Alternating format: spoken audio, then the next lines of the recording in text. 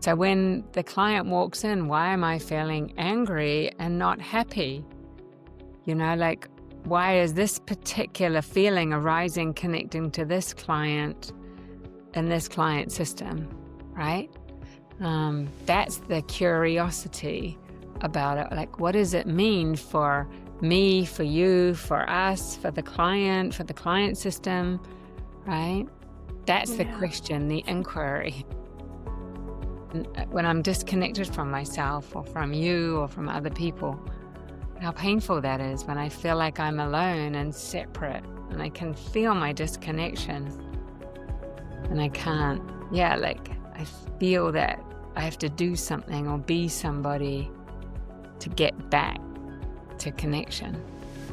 Hello, all my intuitive friends, and welcome back to the Coach's Ascension Podcast.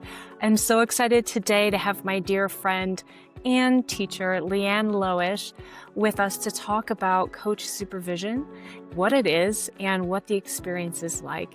We're going to spend some time having an experiential conversation that allows us to drop into our heart and really feel into what's emerging between us. So, I hope you are ready and excited for this conversation, and I highly recommend that you look into the Coach Supervision Academy if you are a coach, because it is amazing and it is a transformative experience and will not only make you a coach supervisor, but will also make you a masterful coach. So, without further ado, let's meet Leanne. Hi, Leanne. Hi. Welcome to our podcast. It's great to have you. I'm excited to be here. Yeah, me too. We can tell we're both like, I'm excited to see what's going to come from our conversation, like where we're going to go. When we kind of hang out together and what happens. Yes. So for those listening, Leanne has been my coach supervisor and also my coach supervision trainer.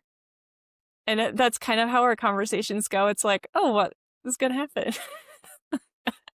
And that's a bit what we're going to talk about today, is like what happens when we're just really present with emergence, and what that is like in the context of coach supervision, and why that is meaningful and important for us as coaches. In our own development, as well as the development of our clients and our community, really. So, Leanne, why don't you introduce yourself to say a little bit about who you are and what you do so people have a context? Great. Yeah.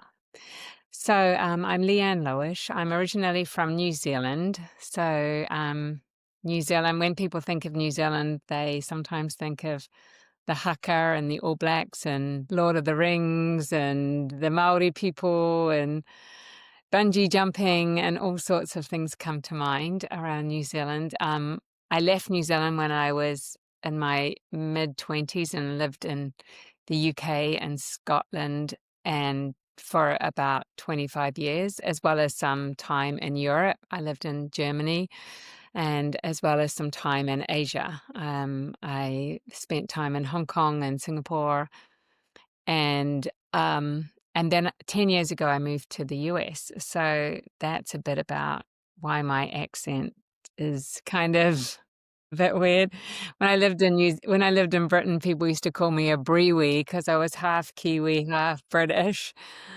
And then I'm thinking, how do I add in the US? But I haven't figured how to make a word that sounds any way meaningful with Britain, America, and Europe and New Zealand.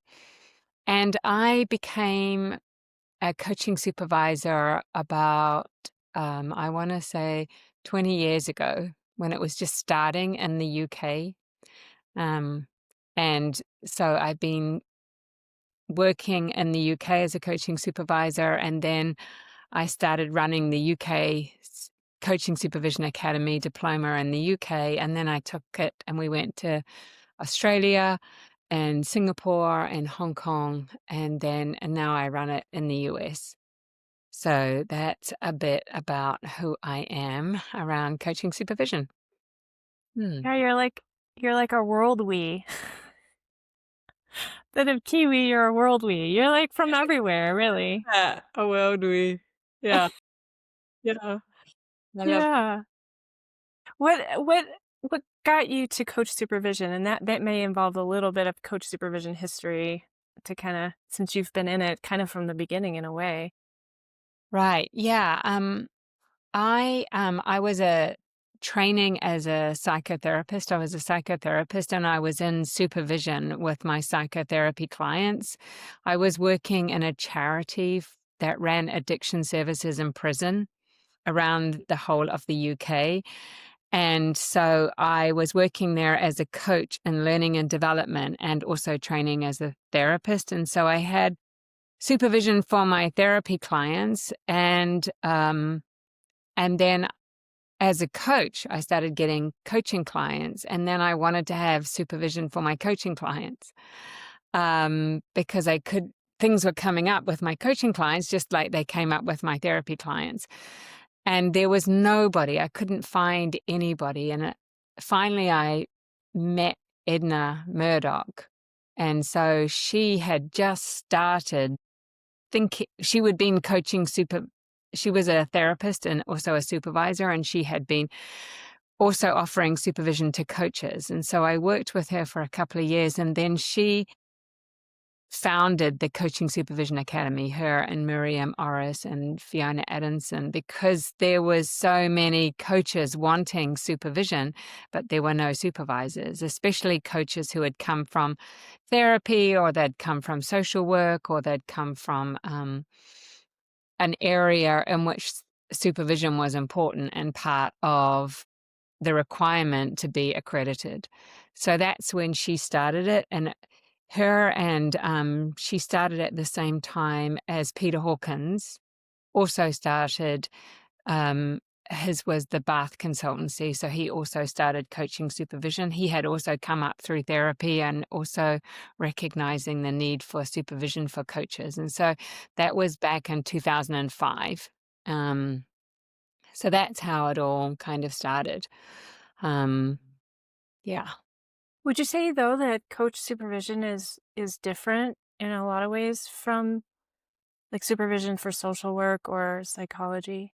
Yes, I think the context is different because I think what you're doing is you're holding space for a coach to look at their practice, to think about their practice, just like you would be holding space for a therapeutic worker to be thinking about their clients. So when you're holding space for a coach to think about their work, you're holding the coach and you're also holding the client systems with which they work. So you're holding organizations, you're holding um, all those ecosystems that are very important. So coaching supervision differs in terms of just the industry, the context within which you are in, and all the competencies and just the accreditation routes. Like the coaching profession is itself very different from the therapeutic profession or social work profession or any of those. So I think having a sense of the context and the way that coaching, the ecosystem that is coaching, is paramount to being a coaching supervisor, in, Yeah. in my belief.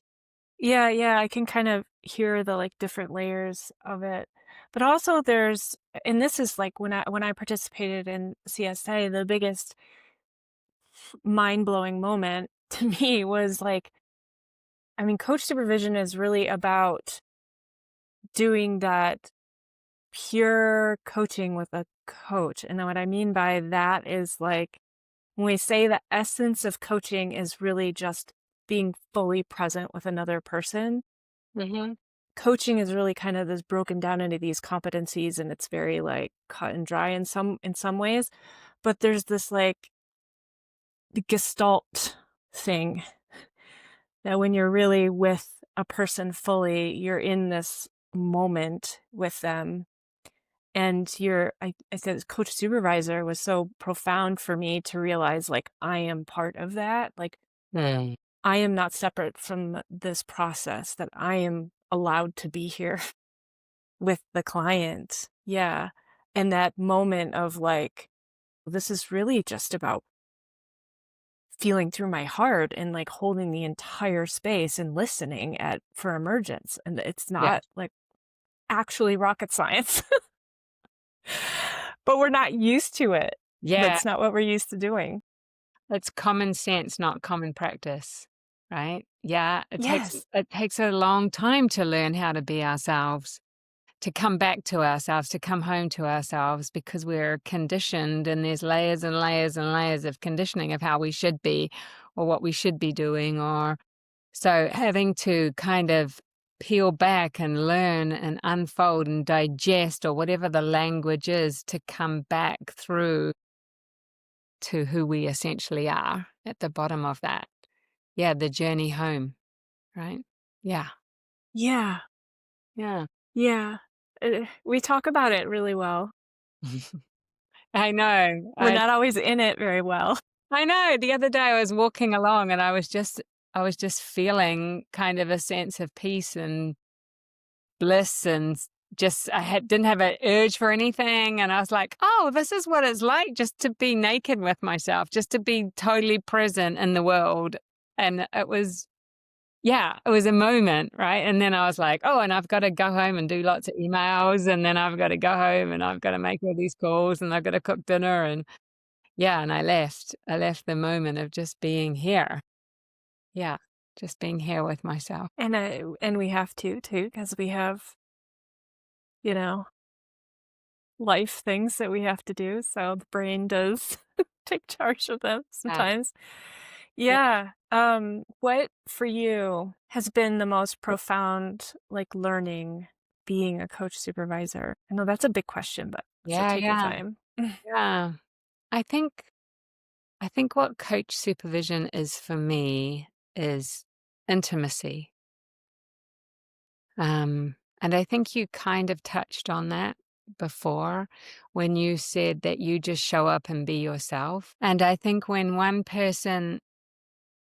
two people come together and they're willing to be intimate, and intimacy meaning into me see, to be seen, for me to see into you and you to see into me and me to see into me and you to see into you, like for us to be together with that level of willingness and openness to be seen and to see, to create the field of that is so powerful because then if I'm willing to just sit and be open to what is happening in the field of us and and the clients that you're bringing in, if I'm willing to just sit here and feel and notice what will come through me and notice what's coming through you and be willing to share it and to hear what's coming through you, and then for that to commingle, co-create, something arises that neither of us could have imagined or made up or thought of. So that level of revealing or unfolding, like you said, emergence, all the words don't quite capture it, right? It's just this powerful sense of knowing, like I come in blind, like I can't see. I come in and I can't see what I can't see. I don't know what I don't know. And then I sit in presence with somebody and they're sitting with me. And then I see something that I couldn't possibly have guessed I would see or would know or imagine. So I think for me, that is the most powerful thing about coaching supervision is that we can sit together in the field of the coach's practice. And I think you were pointing to it before, like it's a peer-to-peer relationship, right? Um, my responsibility as a coaching supervisor is to be regulated, to be present, to be open, to be here, to be willing to be seen and to tune into to attune to what's happening in you. And then something arises. So it's not I'm not taking you anywhere. There's nowhere to go or nothing to do.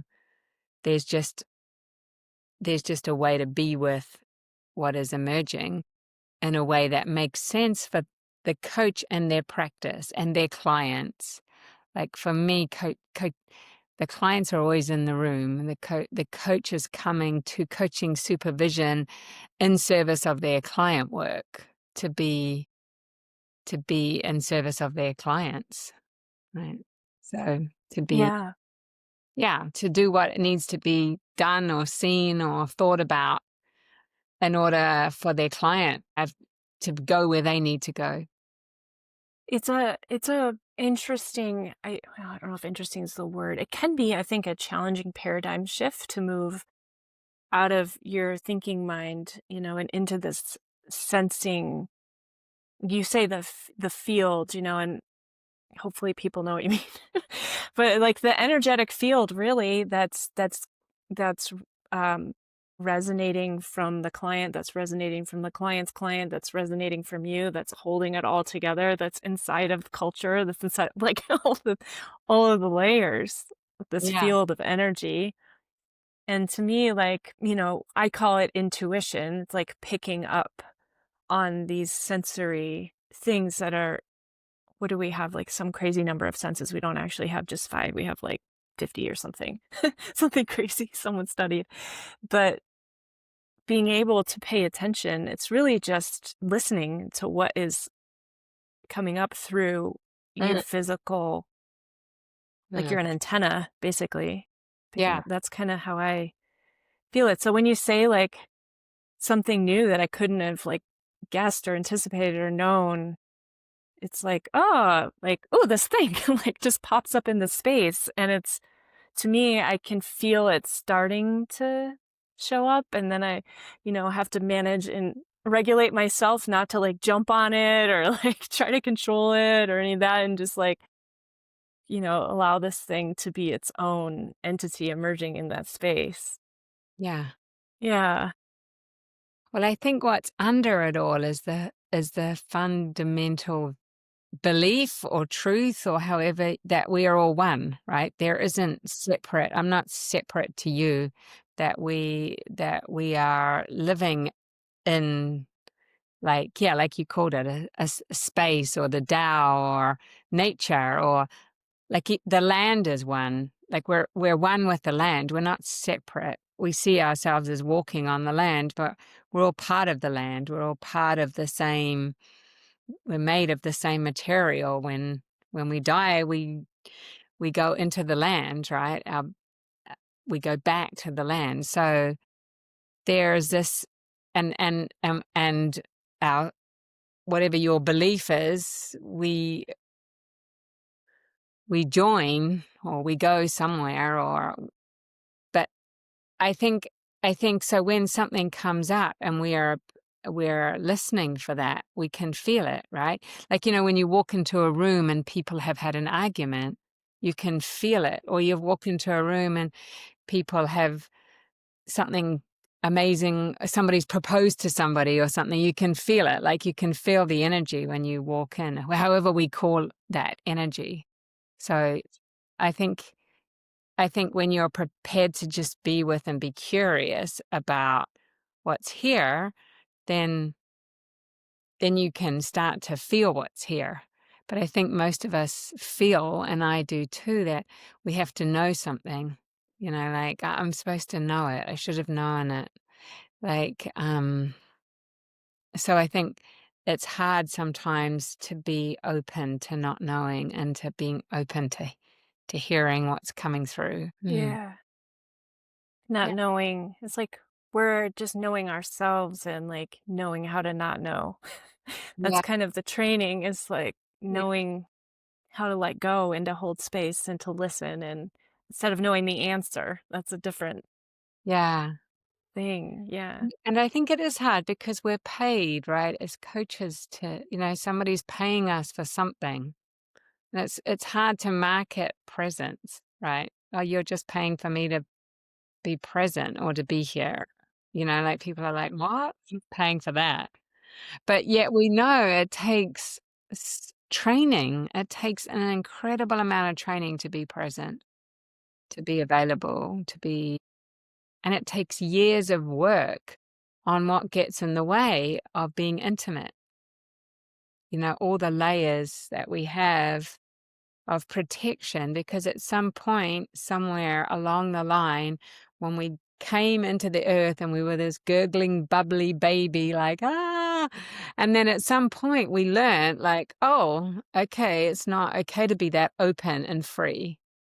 Oh, I have to close, or we got hurt, or something happened, and we layers and layers and layers of kind of protection and hurt, and we have to digest all of those layers and work on that so that we can come back to ourselves. And I think that takes a lot of work, as we know, as coaches and coaching supervisors as well.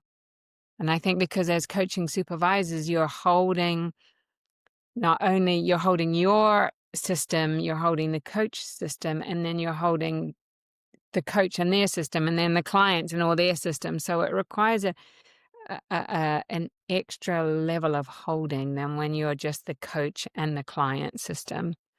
That kind of three-way. At the center, Coaching Supervision Academy has a model called the full spectrum model, and at the center of that, they have the supervisor, the coach, and the client, and holding those three. And so we all know how much work it takes to hold a human, to really meet them and really attune with them and really be available. Yeah, which I highly recommend that book, Full Spectrum Coach Supervision, right? Did I get the title right? I read it at least twice, maybe 3 times. And each time it like brings me back to that centered sort of place. And I found it, even if you're not a coach supervisor, like if you're just a coach, read it. You may want to be a coach supervisor after you read it. But highly recommended, really good book. And I'll link it down below as well. There was something coming up around that, Leanne, but I I went to the book and then lost it. It just like falls out of my head.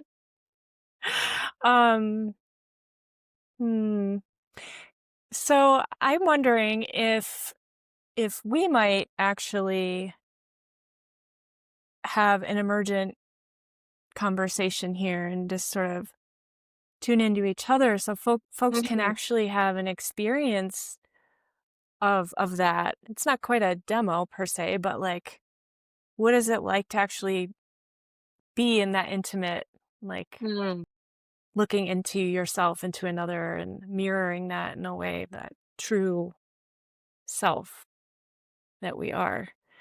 You mentioned land, and what I was in New Zealand, I think 2 years ago, maybe now 2, 3. Ugh, goes by fast. Wow, like that is such a powerful piece of land. I mean, it's got volcanoes all over it. And it's green, and then there's water everywhere, and the glaciers, and the water is like this purest, like glacier water, and it is like everything in this tiny little box that you could get. And so I guess I am actually curious about feeling into and exploring how, like, the New Zealand in you. Very sweet question. Yeah, I think when I feel into the New Zealand in me, I feel into kind of complexity of the land and of the culture and the Maori people and the Pakeha, the white European settlers. And I feel the dance, the haka, the kind of beat of the drum. And I can feel the fluidity of the water and the waterfalls, and I can hear the Maori songs. Yeah, I can feel my heart. I can feel the feeling of village because it's so small, and what is needed to function and how it functions. And the beaches and the sun and, yeah, ice cream, Ooh, kind of innocence, joy. Yeah. yeah. When I feel it, like, as you're talking, I'm like, I have a reference point because I've been there, but there's this, like, it's almost like I'll use the word Gaia instead of Earth, 'cause Gaia is like the spirit of Earth, and it feels like this place where the spirit of Earth comes up out of the depths and, like, expresses itself in, like, all these incredible ways. Mm, Like, everywhere you look, there's this Gaia spiritual expression happening, mm, and they're so diverse. Like, there's the volcano, and then there's the water, like fire, water, and then there's so many trees and green plants and this thickness of earth, like soil in all of that, and then yeah, it's just like it feels like the heartbeat of Gaia almost. mm. Heartbeat and expression. Yeah. Such an amazing place. Yeah. Yeah. I feel like there's a commitment to its indigeneity, to its indigenous roots, there's a commitment to being to knowing that we are one with the land, and to regeneration and sustainability and relationships, trying to figure out how to live together. So to hear to hear diverse voices. Yeah, I can also hear, as I'm feeling, and I can also hear the hurt and the wounding and the betrayal, you know, um, the wars and what happens with with with us humans, the othering, when we forget that we are one and we believe that the other is separate and that we won't get what we want. And so we have to come out fighting, fighting, because we're scared that we won't get what we want. Yeah. It's like the human phenomenon is just that fight or flight Yeah. thing. Did Yeah. Wait, did this come from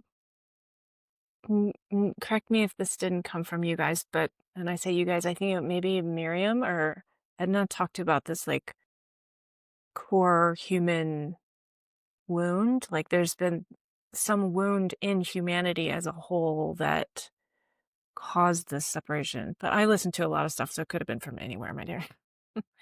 Well, I think our disconnection, the core wound is our disconnection from our true nature, right? From Yeah. knowing who we essentially are, from knowing that we are all one and we're all part of the land is part of us, like that disconnection, like we live on the land, not living with the land.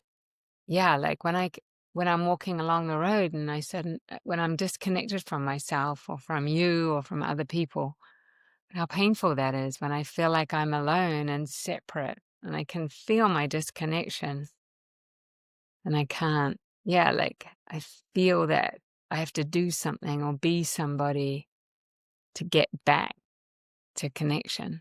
Like I can't, like I do a lot of training with Thomas Hubel, and he does a lot of work around trauma informed communities and ecosystems. Like he looks at ancestral and collective healing.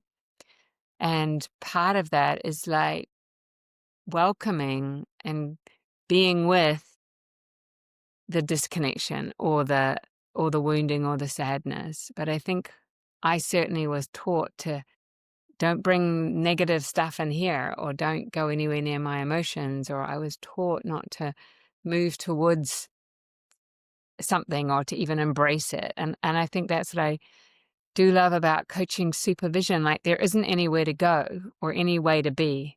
So whatever arises in this space, we welcome it. We're like, oh, look at this. There's judgment here, or there's hatred here, or there's anger here. Let's see. Let's greet it. Let's talk to it. Let's see what it's trying to tell us about the system. There's disconnection here. Let's greet it and see, what is it. Let's move in, soften, and slow down and allow space for whatever is arising. And for me, that's really powerful, because when I feel disconnected, I try to get away from my disconnection and move towards connection. It's counterintuitive for me to turn towards my disconnection and be with that. Like, I want to get away from the negative, difficult feeling and move towards the positive. And Yeah. Oh, that makes me like the moving into that feeling of disconnection or whatever it is that's emerging that's uncomfortable that we want to push away mm, is like the access point into the heart, 'cause it's a point where your heart closes down, right? yeah, yeah, you're But connected. Yeah, yeah, but you can kind of be like, "Oh, my heart is look at that." And allow that experience in the moment, and that is actually it's not the resolution of that experience that is the magic. It's the embracement of all of it, mm, and in doing so, the freedom. There's like this. yeah. The integration, we become whole, right? If something that we've disowned about ourselves, and we see this in organizations when they disown something, we see it in communities, we see it in countries, like, we disown it. And if we can come back into relationship with it and just be with it, then we can digest some of the hurt or pain of it, and then we can integrate it and we become more fully whole. Then more of us is available. We're not numbing or absencing or moving away from something. Yeah.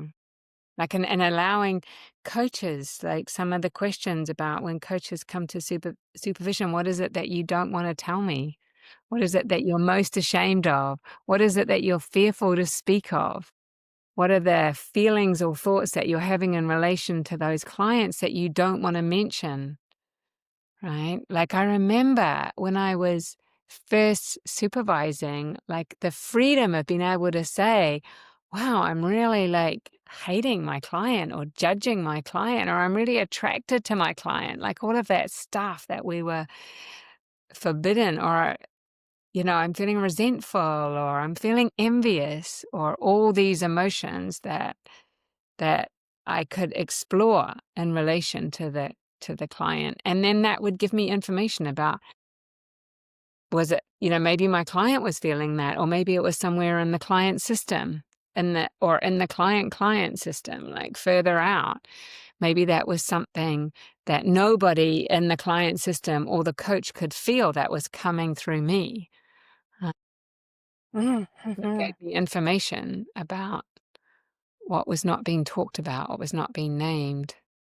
Yeah. But it's such a powerful skill to have, to notice like the thing that's coming up in yourself. Like, yeah, maybe I mean, probably there's some connection with yourself, but it's probably also not coming from nowhere. Yeah. And Yeah. the thought of like, oh, what about this might be part of what's going on, like kind of zooming out and being like, oh, look, this thing is Yes. happening. Yes. Yes. So when the client walks in, why am I feeling angry and not happy? Like, why is this particular feeling arising, connecting to this client in this client system, right? That's the curiosity about it. Like, what does it mean for me, for you, for us, for the client system, right? That's the question, the inquiry. It makes yes, I know. It makes me think just recently, of course, now I'm thinking of a client that I, like, actually wrote in my notes, like, "I'm getting really annoyed." Right. Great. right? Yeah, yeah. And that like I'm represencing that and it's like yeah, and it starts to happen a little bit because my a lot of my clients are students at some level or another, and there's this like kind of energetic cycle they go through. Like they start their semester, they peak out and they're like, ah, midterms. And then they start coming down toward the end of the semester. And it's like, I'm so over this, right? And sometimes I can feel this, like, I'll get to the end of the semester with my students and I'm like, oh, I'm so over this. Yeah, that's so great because you bring that to coaching supervision and you look at what part of that is yours and what part of that belongs to the system and that the system's rejecting, and what part of Yeah. that belongs to the client and they're rejecting. Yeah. And that ownership of like, that's part of what I was referring to when I said becoming part of the conversation, becoming part of the coaching intervention really is like, ah, like this is me and you and that. Like, let's take a look. And it's such a powerful access point to shift for yourself and for the client. That's when both of you can walk out Yeah, changed. yeah, yes. And then interestingly enough, if you do the work with in the coaching supervision, sometimes the work, because we're all connected, we're sending out different kind of energy after, or whatever the technical term is, then we go back into the system and somehow it's different because we're different. And I love that. I love that way it works because we're different and we see the world differently. And so we see different options, or, yeah, things that we didn't see before.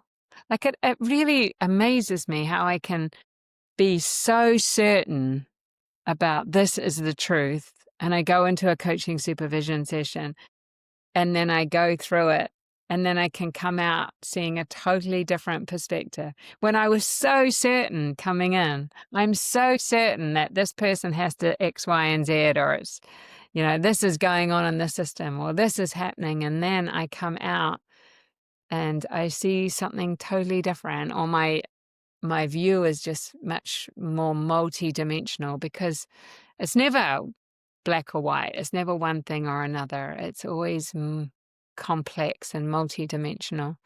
I love that word, multi-dimensional.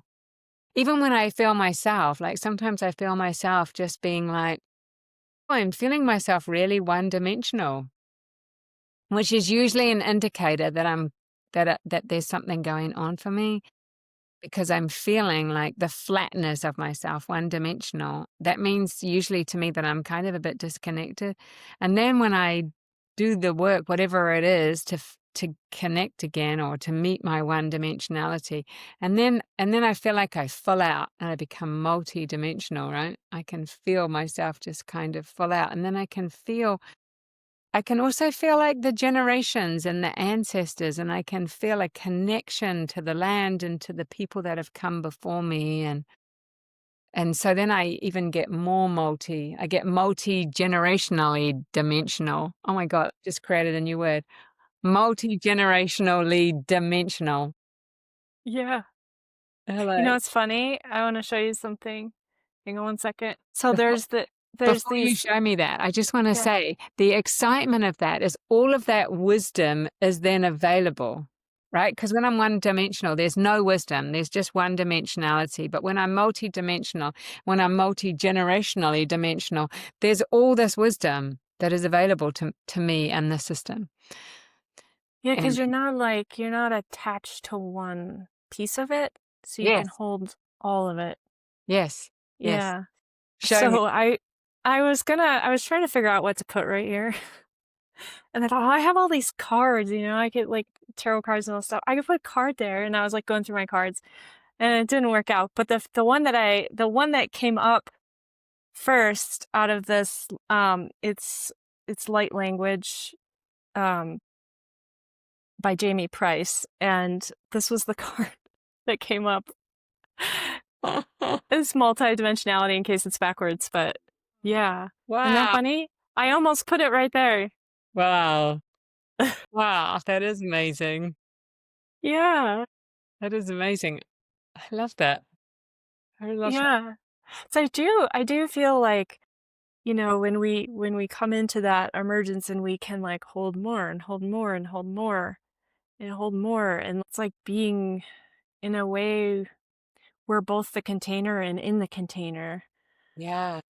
of all that is, and that Mm.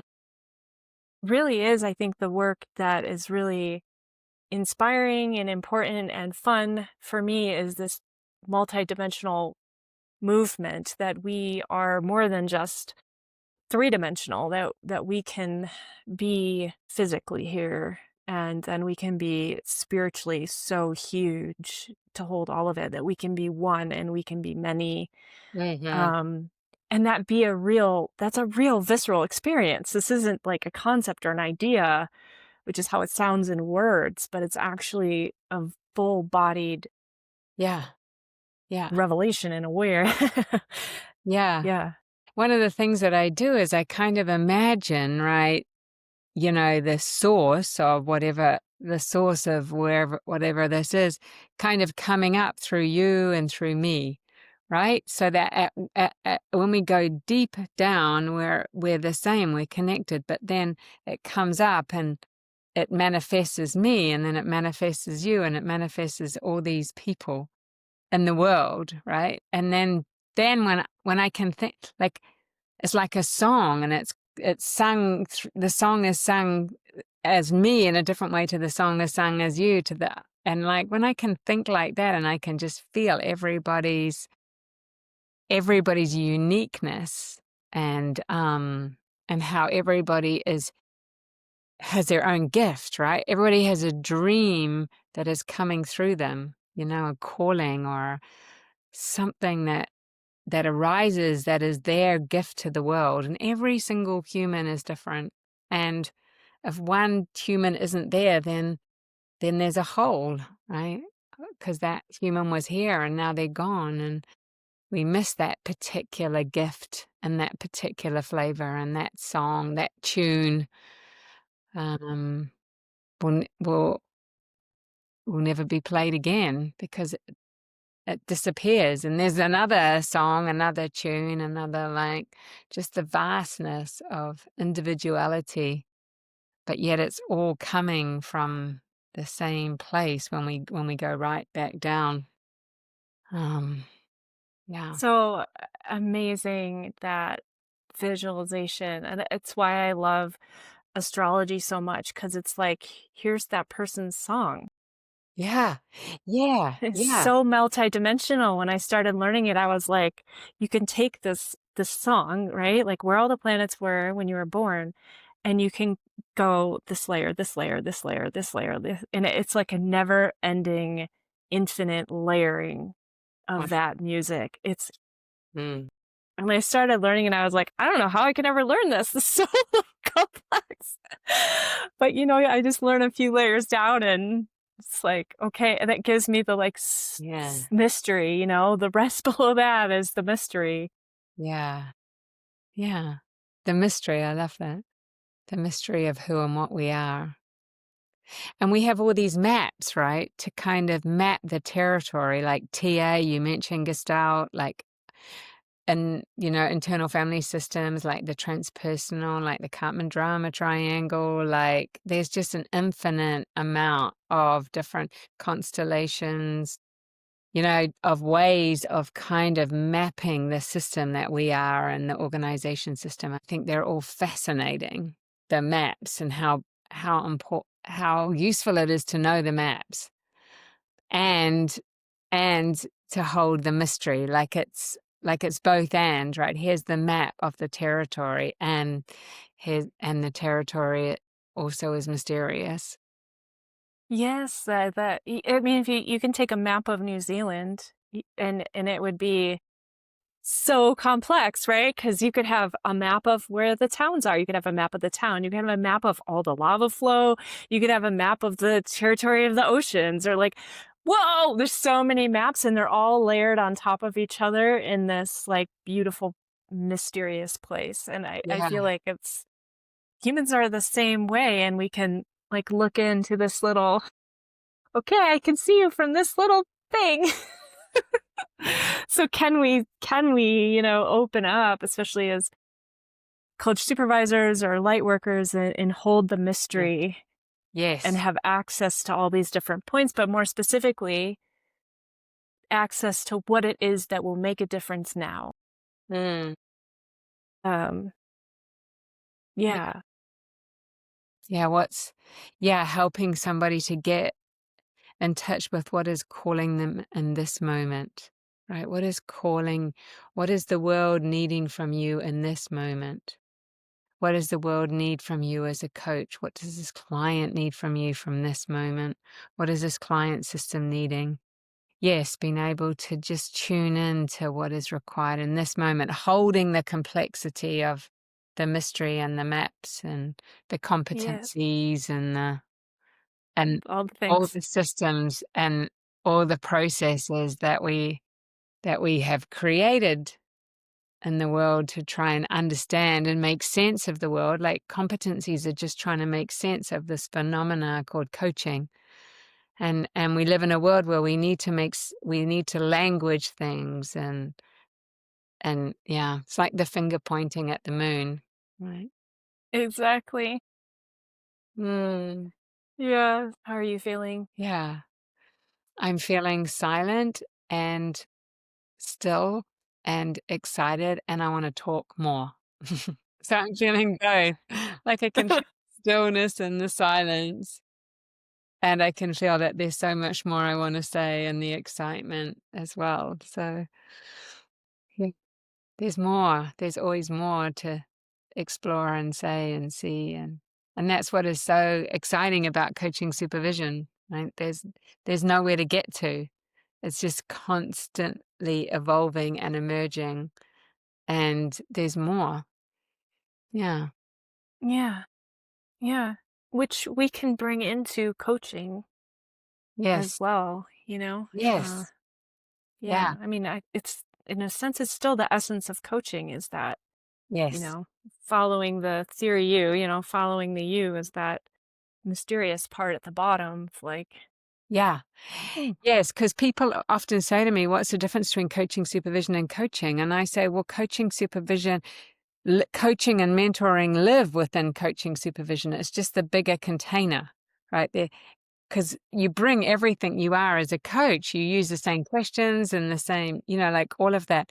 But coaching supervision, because you're holding just a bigger container.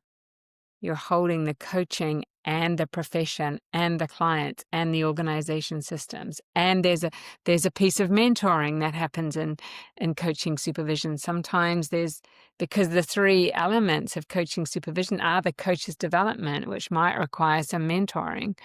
And then there's the second element is looking at, the coach's practice. And so that involves best practice and ethics and competencies and adult development theory and coaching maturity theory and lots of all the theories. And then the third is just the coach's well-being and restoration, which is all about regulation and how is the coach in themselves, like how are they coming back to that quiet, still place in themselves. yeah. I really feel like becoming a coach supervisor is one route to coaching mastery because you transform too as going through that experience, and the paradigm that you use to be with another person shifts, and so it's very in a way it's very much in alignment with what we call masterful coaching. It's like that ability to be really with what's happening in the moment. Mm. Yeah. And through your body, right? Your body is Mhm. connected to the land and the ground and yeah, Yeah, it's powerful stuff. bringing our bodies in, bringing our bodies. Well, you mean fully being here? What? My body's here too. I didn't know I had a body until I think I was about 30 and I realized, oh, a body? I'm not just a head walking around. On a stick. Oh no. Head on a stick. Talking heads. Yeah. I did this Oh, exercise when I had to listen to my body, and my body was, like, angry, "You don't listen to me." I was like, "What? Who's talking?" that's a good one. Who's talking? "It's me, I'm your body. I'm talking." And most people don't listen to their body until something happens, right? Sickness and illness and, you know, it's our body talking. And I think coaching supervision holds that too. Like, how are you in relation to your body? Yeah, to the system that is you. Mm, yeah.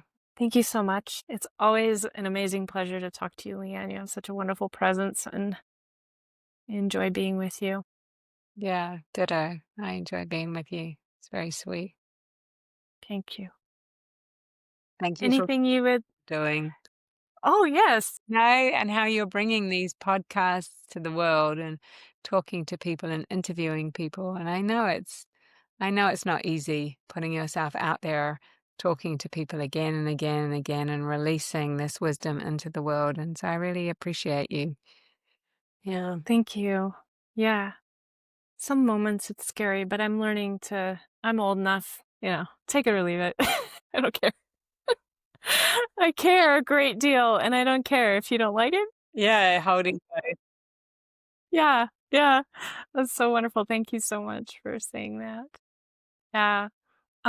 Anything you want to share with the audience about CSA or anything, whatever you want to share. It's important. We have a website, coachingsupervisionacademy.com. We have a LinkedIn page. We're doing things in America for coaching supervisors, and we're also offering some courses and classes and master classes for coaches as well who may not want to be coaching supervisors but want to work at that mastery level. People can contact me on Leanne at csa-americas.com. Hi, everybody. Welcome back. I hope you enjoyed that conversation with Leanne Lowish from the Coaching Supervision Academy. If you haven't already checked them out, please check out the link down below in the description to learn more about coaching supervision. And I've also included all of the resources and people that we've talked about today. So if anything spiked your interest, please look down there for additional information. If you haven't already followed us on Patreon and Spotify and LinkedIn, please go ahead and do so. We love to get your reviews and your comments and your likes. So until next time, y'all, stay awake, stay aware, and listen to the emergent. Truth is whispering deep within. Old ways fading, new light calls. We rise together, soul and all.